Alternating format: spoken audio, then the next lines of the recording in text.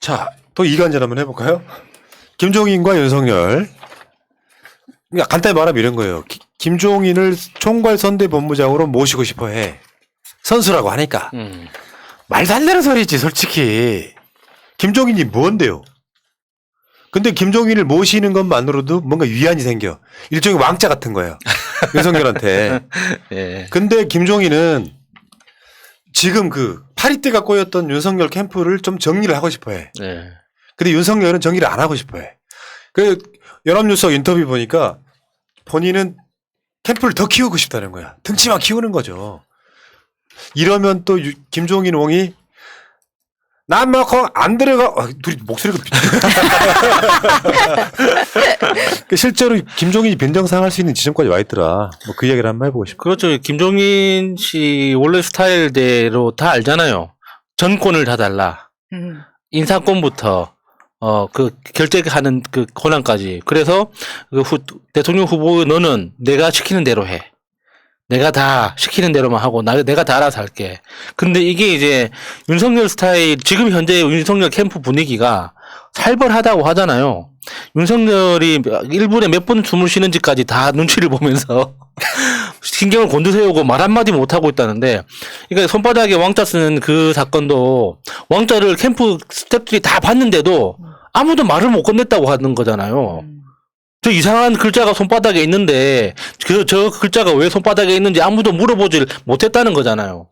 그런 분위기인데 그걸 다 해체하고 김종인이 중간에서 야, 내 말 들어 하면은 윤석열은 그걸 받아들일 거며 다른 스태프들은 윤석열이 우리 왕인데 네. 중간에 할배가 와가지고 내 말 들어 하면은 저 할배 말 들어야 되나? 이상하죠, 분위기. 근데 저는 김종인을 윤석열이 데리고 김종인이 다시 뭐 국민의힘으로 돌아가는 거겠죠. 근데 김종인이 돌아가는 게 저는 윤석열한테 그닥 도움이 되지 않는다라고 생각해요. 왜냐하면 이런 걸 한번 생각을 해보세요. 두 가지만 말씀드리면, 한 가지는 김종인이 그동안 윤석열에게 3개월 동안 허송세월하면서 시간 낭비만 해서 저 모양 저 꼴했다라고 막 비난을 해왔었어요. 근데 지금은 또 갑자기 입장이 바뀌죠. 김종인은 그렇게 항상 입장이 막 바뀌는 사람이에요. 그런데 이 사람이 국민의힘 안에 있을 때도 국민의힘 안에 있는 그 주류 의원들에 대해서 엄청난 비판을 하면서 거기서 계속 대립각을 세웠던 사람입니다. 그러니까 자기의 욕심에 안 맞으면 맨날 토라지고 맨날 삐지고 실망하고 그걸 또 입에서 다 뱉어내는 사람이야. 근데 윤석열은 그런 말 한마디도 듣지 못하는 사람이거든요. 그러니까 김종인이 들어오는 순간 한 달에 막 몇 번은 윤석열에 대한 이야기 여기저기다가 나쁜 얘기 흘리고 다닐 건데 둘의 사이가 안 좋아져. 김종인 데리고 다니기 별로 안 좋아. 그다음 두 번째는 윤석열은 지금 안철수와 단일화를 생각하고 있잖아요. 근데 김종인과 안철수는 상극이에요. 김종인이 옆에 있는 이상 안철수랑 같이 붙을 수가 없어요. 그러니까 저는 김종인을 데리고 들어가는 게 윤석열에게는 별로 뭐 그닥 좋은 방법은 아닌 것 같다 생각이 듭니다. 문제는 이런 거라니까. 내용보다 태도가 중요하죠. 예를 들면 윤석열이 홍준표를 굳이 찾아가서 막 뭔가를 풀고 하는 것도 태도예요. 속마음에 족같지. 서로 말도 안 듣고 어차피 둘 중에 하나는 대선 떨어진 사람은 감옥 간다 이런 식으로 이야기하고 있으니까 이제 홍준표는 본인이 이제 중립 모드, 심판 모드로 돌아간 이런 상황이에요. 얼마나 꼴보기 싫겠어. 여론이 김종인은 선거의 어떤 선수처럼, 선거의 뭐 완전 달인처럼 이렇게 인식되고 있는데 김종인이 윤석열 캠프에 안 데려가는 것 자체가 국민의힘 전체로 보면 태도로서 실패하는 거예요. 뭐가 잘 안 됐나 보고 나는. 그러니까 무리 없이 잘 모시는 게 중요해. 원팀이라는 게 그런 거지. 후보로 뽑힌 사람들이 정말 그 후보들이 다 마음에 들어서 뭐 모시고 하겠어요? 그 당이나 그 선대위가 태도로서 보여주는 거거든요. 산송장이어도 데려가는 거죠. 그렇죠. 그런데 윤석열이 이제 머리가 되게 구조가 단편적이어서 윤석열은 캠프만 커지면 된다고 생각하는 마인드인 거예요. 그런 것 같아요. 그러니까 막 오중이 또중이 똥파리 막 다 모여드는 구조를 만들어 놓으면 나중에 언젠가는 그 선거 캠프 때문에 선거 과정이 아작이 나요.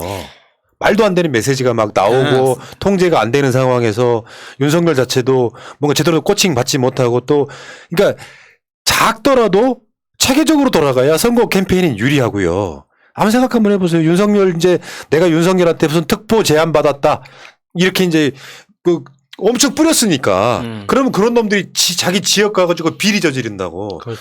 수도 없이 많은 것들이 뛰쳐나오는 거예요.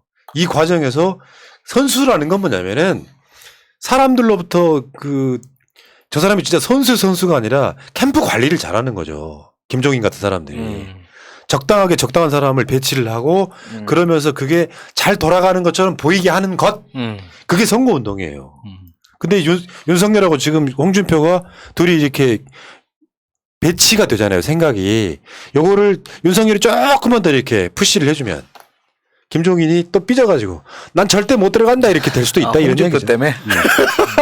아니 저기 윤석열 때문에.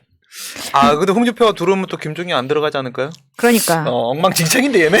근데 메모드급 캠프를 가지고 싶어 할 것 같아요. 왜냐면 지금은 윤석열을 제어할 사람이 아무도 없잖아요. 본인이 지금 최고인데 그거 얼마나 신나 있겠어요? 내가 곧 청와대 들어갈 사람처럼 검찰총장이었을 때도 내 맘대로 했는데 지금은 국민의힘까지 가져갔으니 섀도우 캐비넷 자기네들끼리 맘대로 만들 거고 지금 윤석열의 캠프에 판검사, 전관, 비리 변호사, 검사들까지 해가지고 지금 꽉 차 있는데 윤석열은 더 데려오고 싶은 사람들이 있을 거라고 생각합니다. 그리고 검찰 내부에서도 더 줄을 서고 싶은 애들이 있을 거기 때문에 윤석열 입장에서는 캠프의 이름을 가지고 있지만 더 큰 로펌을 갖고 싶어 할 거라고 생각합니다.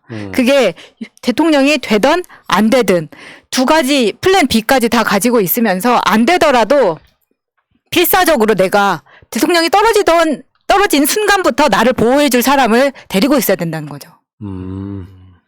원래 정치라는 게 그런 거예요. 특히 윤석열은 특히 그런 게 훨씬 더 강할 거예요. 어떻게든 대선 되려고 할 거고, 어떻게든지 대통령 되려고 용을 쓸 거고, 그 과정에서 공작이 횡행할 거고, 고발사주처럼. 이런 것이, 그래서 윤석열이 본선 가면 안 된다고 주장을 했던 것이고, 그리고 윤석열은 경선 중도 탈락한다 이런 이야기를 계속 메시지로 냈던 이유가 떨어뜨리기 위해서였던 건데, 윤석열 올라가니까 이제 새날이 못 맞추네, 이제 용한 정치 아니네, 이렇게. 그거는 좀 약간 다르다. 선동이란 건 그런 개념인 것 같고요. 지난주 금요일 날 했던 이 시간대 마지막 방송이 역대급 깡통, 윤석열 본선 진출, 이재명이 당선된다. 이게 조회수만 30만 정도 나왔거든요. 근데 문제는 이게 노딱이었다는 거. 그러니까 유튜브가 윤석열 편이라는 거. 그렇죠. 윤석열 캠프에서 이 썸네일을 보고 엄청 또 화를 냈다는 이야기도 있기는 해요. 왜냐하면 텍스트 제목 이렇게 썼거든. 국민의힘은 좋겠다. 저런 것도 대선 후보에서. 맞아, 그거였어. 근데 빡치는 건 당신들 문제고요. 나는 어쨌건 김종인이나 이런 사람들이 이제 언론이 막 갖고 있는 그 허상들이 있잖아요. 네. 나도 김종인이 진짜 선수라고 생각 안 해요. 전문가. 생각 안 하는데 그런 사람들이 어디로 가느냐.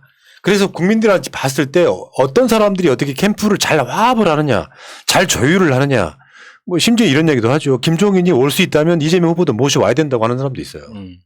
그래서 세를 불리는 거지. 난 개인적으로 그거는 약간 반대가 더 큰 상황이긴 한데 문제는 초반 세팅을 어떻게 하느냐인데 현실적으로 지금 민주당은 세팅이 나름대로 난 잘 됐다고 생각합니다. 반대로 말해요.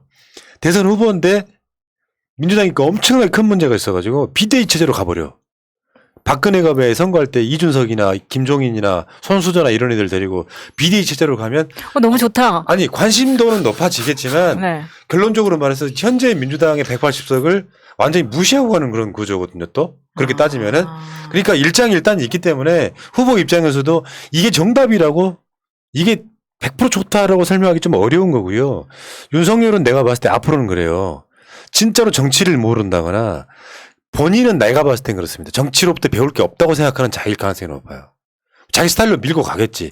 표를 얻으려고 할 때는 막 다 조아리는 모습이었겠지만 상당히 독재적 캠프를 운영할 가능성이 되게 높다. 근데 이게 사실 정치라는 게 원래 갈등 조정하는 행위잖아요. 그 안에 자기 선대위 안에서도 그 갈등 조절을 하지 못한다라고 한다면 윤석열은 정치판을 떠나야 되는 게 맞는데 지금 이준석한테도 뭐라고 했냐면 갓 임관하는 검사 뭐 수사관 이런 얘기를 하면서 어린애 취급을 하고 있어요. 당대표에 대해서. 그리고 만약에 김종인을 데리고 들어간다라고 하게 되면 김종인 자기는 뭐가 되는 거예요? 배우가 되는 거예요. 연극 배우가 되는 거거든요. 거거든요. 후보는 원래 배우입니다. 그럼 연출자가 따로 있는 거거든. 그 연출자로 김종인을 두려고 하는 거야. 그러려면 어떻게 돼야 돼요? 기존에 있었던 앞에 전진 배치돼 있던 애들을 전부 뒤로 후진 배치를 하고 전진 배치는 연출자가 원하는 스태프로 만들어주는 것이 당연한 거예요. 그런데 그것을 얘가 인정을 안 하거나 옆에서 김건희가 인정을 안 하겠지. 이렇게 되면은 이 김종인과 이준석 그리고 윤석열 사이에 있어서 저는 이게 티키타가 잘 안 될 것 같다라는 네. 좀 생각이 듭니다. 그러니까 이게 웃긴 게 다 결과론적인 이야기야. 역사는 승자만 기록한다 그러잖아요.